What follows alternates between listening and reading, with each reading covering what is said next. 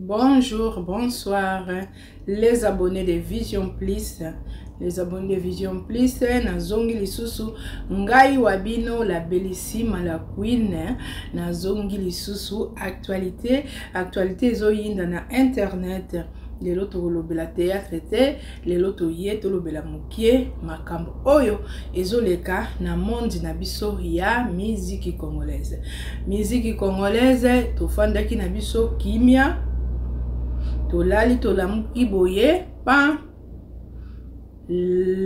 Mama Mbiliabel mbutu ekoti. Mama Mbiliabel abimisi ya minene. Problème eza nini? Mama Mbiliabel asali émission, na émission Mama Mbiliabel asiliki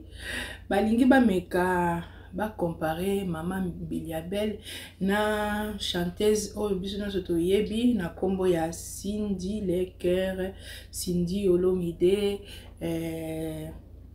Madame Kofi Olomide. Toyoki ke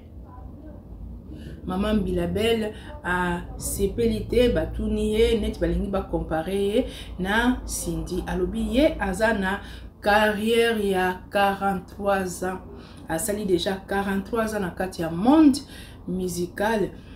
Mama Cindy aza soki na 20 ans, 17 ans, bilo mwa bongo. Donc bokoki jamais ko comparer ye. Ye aza na orchestre na ye oye abetaka signaka ba contrat ye moko pe akendaka asala musala na ye. Ye aza légende ya musique africaine, la queen. Bokoki ko comparer te mbutu e bandi wana na émission. Ba Cindy Love bato balingaka Cindy, en tout cas ba sepelaki na émission ya Mama Mbiliabel te. Ba bandi ko bimisa ba archive oyo Mama Mbiliabel abetaka concert moko na Kinshasa et Cindy ayaka concert wana amataka na podium. Cindy yambaka Mama Mbiliabel apesi mbongo na loboko ndenge ezala kaka. Mais Mama Mbiliabel azwaka mbongo wana abwaki yango na mabele et puis azalaki vraiment ya kosepela te ndenge Cindy amataki na podium ayaki ko yamba ye. Bandeko bato mosusu balobi o asalaki bongo parce que ayebi azambiaka na kati ya monde ya musique, ayebi ke Cindy nenga mataki na podium ayaki bongo ezalaki po ete ba benda ye makolo, genre ke bazwa ye succès na ye ekoma ya Cindy Lecker. Ba pro Cindy en tout cas basiliki makasi balobi ke azana makolo ya kobenda te, azana succès moko te esi asila kala.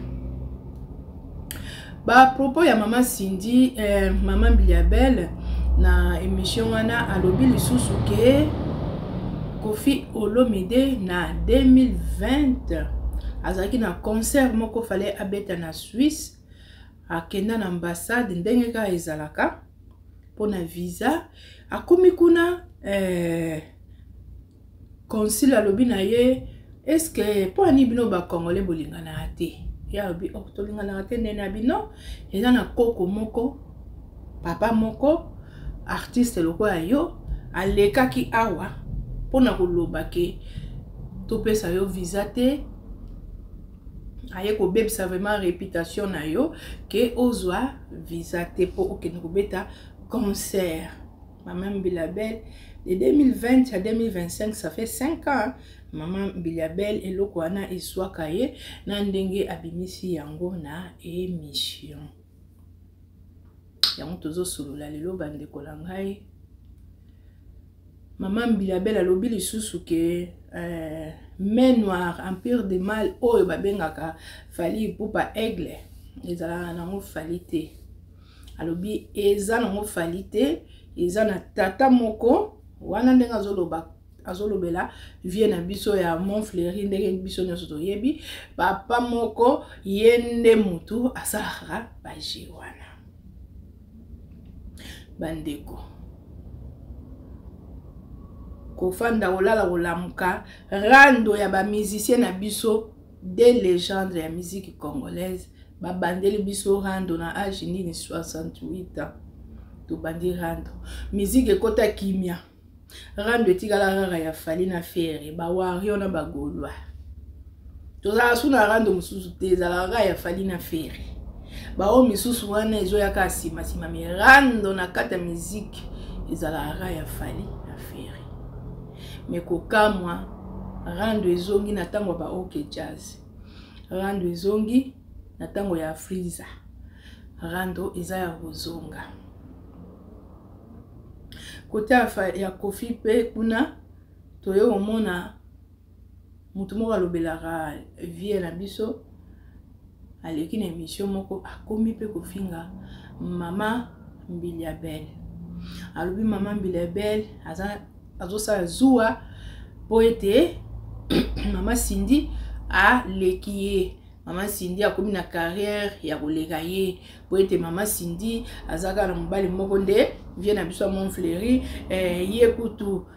carrière ebeba parce que akoma mwasi ya musicien moko boye o akozala mwana na ye na kati ya Wenge Maison Mère Nzambe Rando mikolo boye bana mikesu ko mutu bazoya koloba buzoba oyo ke ezobebisa ba réputation ya ba koko na biso ya ba papa na biso Team Cindy Love kuna pe balali te babandi kobimisa ba vie ya Mama Claire Mboyo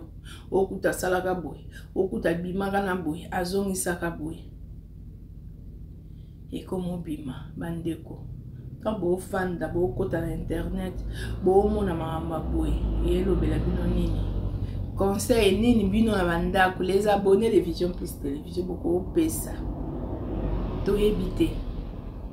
na fin du mois to kokoma osala émission moko ya koyambaka bato babonné na biso en tout cas na yebi babonné na nga bien 9 ans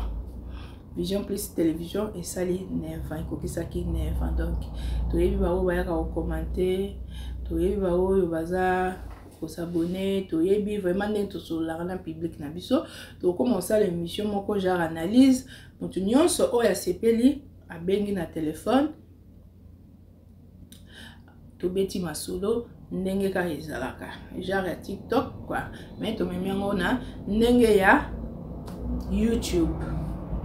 Mama Mbiliabel alobi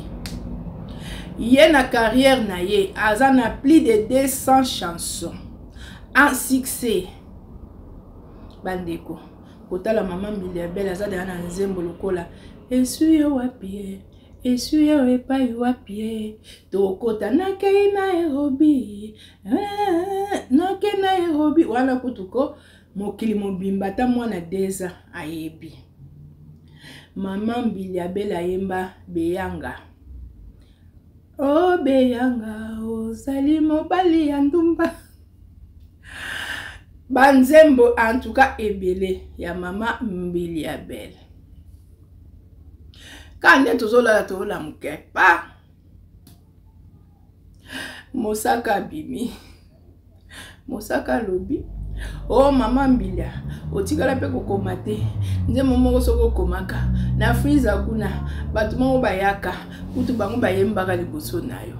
eke ezongi bamusu balobi oh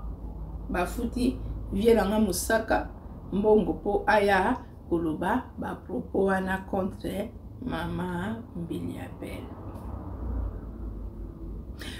côté pa Mbiliabel ya mama na biso Mbiliabel ba fan na epe baza kotomboka balobi boye Cindy Motema alongwa quartier Cindy asala carrière solo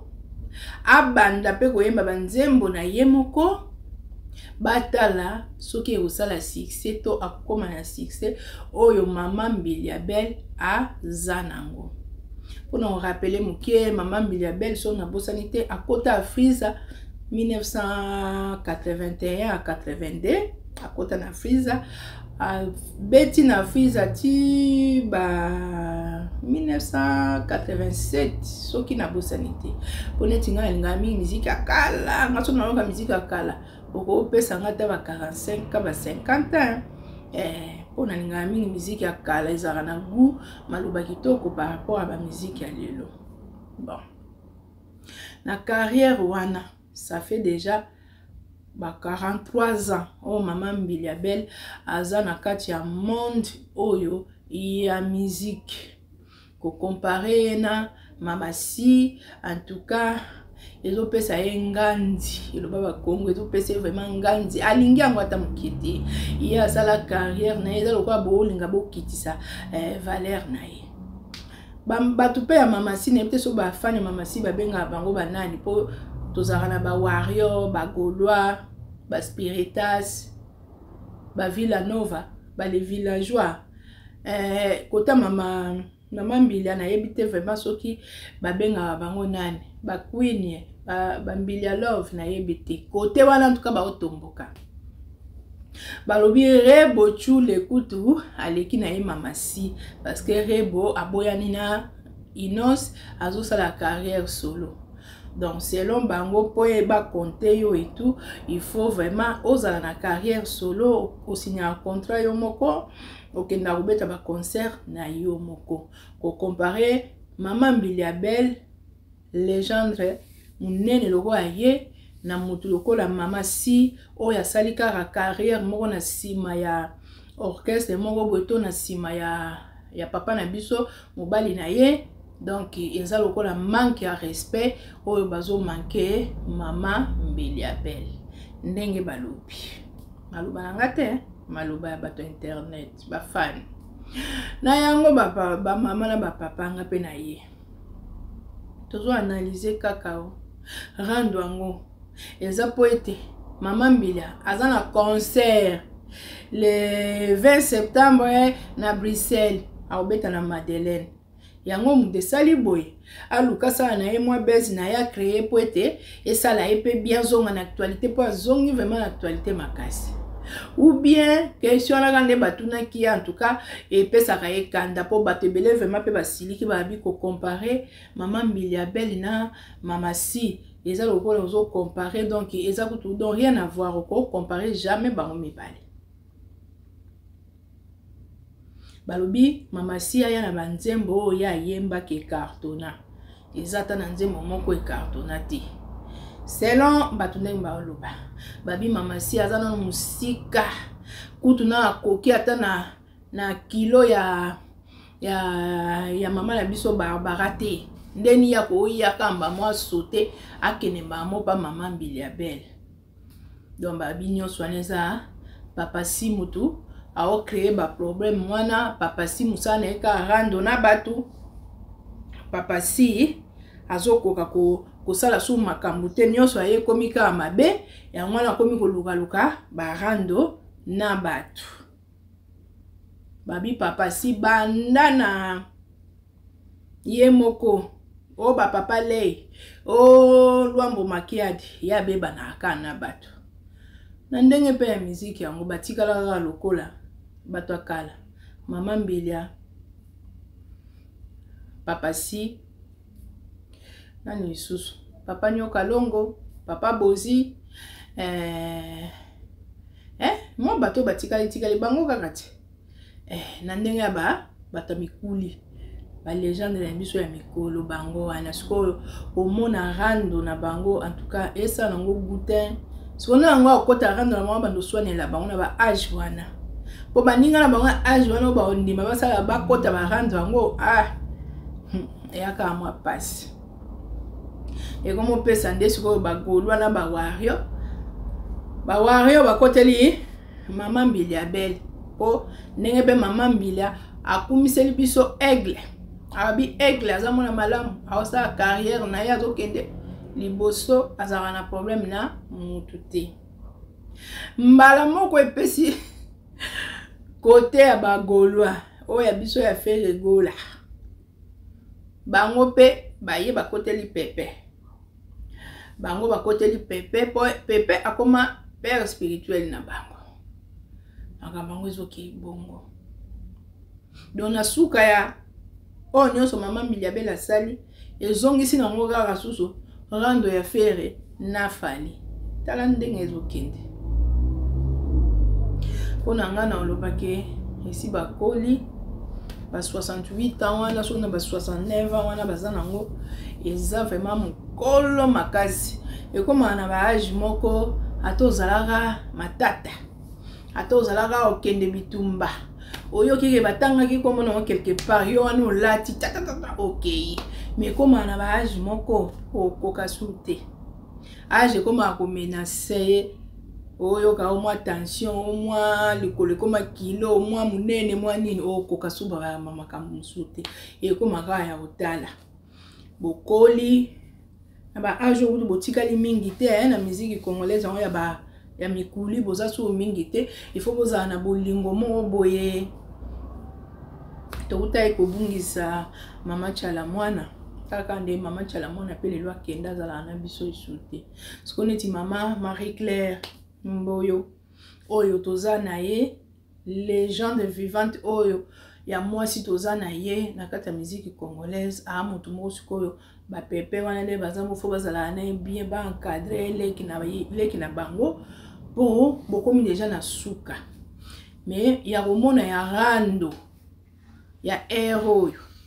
ya moi makasi ebandi pe so na eteboy ya moi makasi esa lelengi te bomeka osola makambo na bino ngo na private ndeka ezalaki poto ebe na biso teke non na ebe te boyoka na sute nga na ebika ke bozalaka bien mais nzoka boyokanaka lisusu te mais ezala bien mama na biso Mbiliabel chombo na pepe boko solola ngo pe bobongisi kota pepe pe soko sepelaki te ne mama Mbili asalaki émission wana owibe obenga bomeki pe veut dire quoi oleki na émission lobi bongo par rapport à nini quoi ezalaka te quoi oko sala ngo pe ke kobana otinda ndenka ezalaka toyebi monde yango kotinda balelaka na bémission bakoma kofinga en tout cas eza elengi te mpona nga bino mibale bosala ebele na musique congolaise eloba nango vie na ngai mosaka na kati États-Unis alobi bien que papa na biso ya mon frère aza na plus de 700 chansons eza pe ya solo so tolandeli vraiment ekoleka kutu ata po vie vraiment aza vraiment na banzembo ya kosakana te mama Mbili ape aza vraiment na banzembo ata desa na ye wana bozo kota ngo doute mais so tolandeli pena bien pe ekoko koma pe ba desa wana po aza pe na banzembo ampisi banzembo mpeza na succès nzembo ezaka te ke o mutu mo asala banzembo mais banzembo ya succès yango nde ezaka important po omona mutu musu abimisi album mais bato baokipango te bayebi pe banzembo yango te mais bango déjà eza ngolu ke kozala banzembo ebele et puis eza banzembo moko boye oyo eyokanaka en tout cas eza déjà bien makambo esalaki boye ezongisaki boye te biso tokosoutenir kaka musique oyo azosala musique ya bien tokokende vie alingaka beta awa makambo ebele concert ezalaki annulé bon mama Mbila aza na concert entre les 20 to les 18 so na bosante septembre na Madeleine de Bruxelles akobeta concert en tout cas wana kutunga na kozanga te po koyoka banzembo lokola ba mama Mbiliabel na zwa gwango epa ya mama nanga mama nanga azaka pe mingi koyoka musique ya Mbiliabel yango esala biso pe bana na ndako tamba otiela bino ba genre ya musique ya bongo bobanda pe koyoka etikali bino pe na mutu tokoli nango vi mobimba ndenge toza boye toyokaka bango bon mbala sima tokoyambela bino bato oyo ke tokobeta na bango analyse ya actualité oyo tokoyamba mutu ya kote ya papa si tongai toyamba ye lelo mais ba connexion esali mwa mobulu et puis tokoyamba mbala liboso tokoyamba mutu pe oyo alobelaka mama na biso Mbiliabel la queen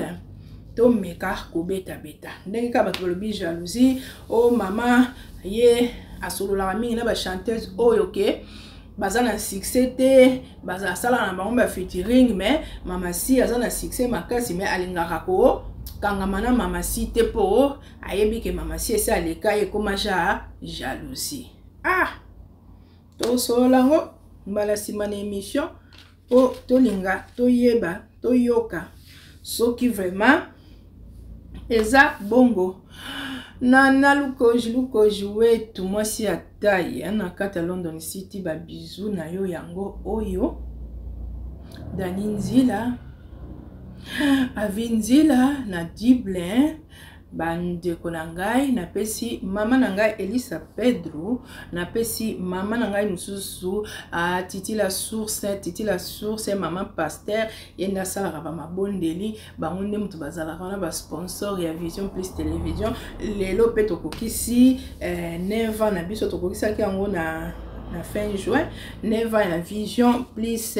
Télévision. Merci na bino pe na ba abonné ba oyo ba yebi Vision Plus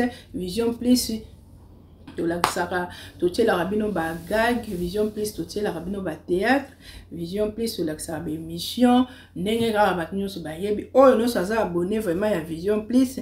ayebi ke Vision Plus to la kisaka makambu et belé bato balobi ke mama zo sala base po azana posa concert na ye eza na actualité. Bon eza pe mabete eza lango pe mabete po il faut luka créer moi comme eza na actualité et ça la rappelle bien bawo bayeba isu te ke mama Mbila azali bayeba ke azali toujours azo sala musique na ye aza pe na concert na ye na septembre awa na Bruxelles et au sala bien ba oyo balingaka ba rumbo ya elengi wana ba mama oyo balataka liputa kafu bakende kobina na mama na biso Mbilia Belle. Tomonani mbala sika na oyambela bino ba journaliste pe o ka boyebi to beta na bango analyse et puis toko zonga lisusu na musique pona lelo to suki boye. Mais na monde na biso pe toxique, monde na biso a théâtre toza toujours na si lobi to boya pour moi makambo ezoleka na cc soki ka ebimi en public biso pe toye o PC là. Ba bisou na bino ebele. Maître Serge Lukemba na kati ya Panam. En tout cas merci beaucoup na nyonso yo sala pour la Vision Plus Télévision. Merci Nzamba Lola azongisa ba place nyonso zo bimisa Nzambe azongisela yo. Vraiment merci beaucoup. Merci na Christelle Lukemba en direct na kati ya Bakin ya yombote yangwana na pesi ba copine nanga ba o balinga rangai na pesi bino ba mbote belé. Merci beaucoup ndenge bozo landa ba émission nazo sala na bandi ba émission ngo sika mais netka na okoka nangati merci na bino. Abonnez-vous, likez, partagez, share. You must like and share with your friends. Yeah, la bellissime la queen Doza toujours. Merci Natiki Bino. Bye bye. I'll see you maybe tomorrow. I will come back for the next interview. Allez. Bisous. Bye bye.